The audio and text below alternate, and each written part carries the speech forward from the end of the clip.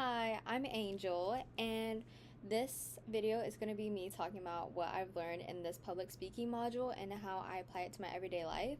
So, one of the questions was, how do I react when it comes to me public speaking?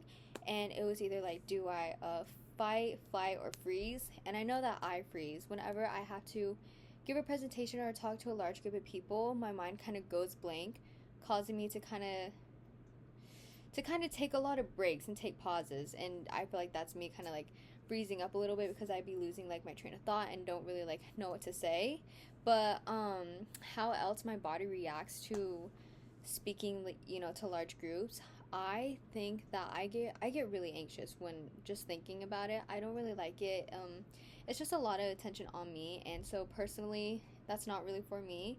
So it does make me very anxious leading up to the moments of me having to give a speech or something.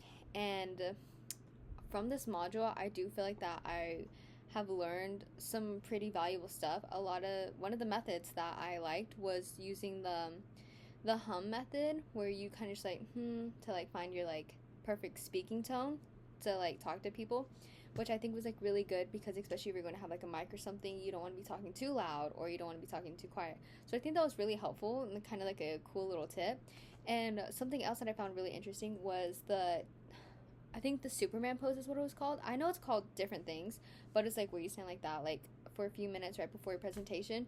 And I've heard about this before, and I've heard that like it actually really works. So this is something that I definitely would want to try in the future if I ever had to give a presentation, because I feel like it just makes sense, Like I feel like it's a good confidence booster and will just get you in the right mindset. But otherwise, before that, whenever I would have to give any speeches, something I would do was just take deep breaths and try to calm myself down. I try to like put it out of my mind to not stress about it too much.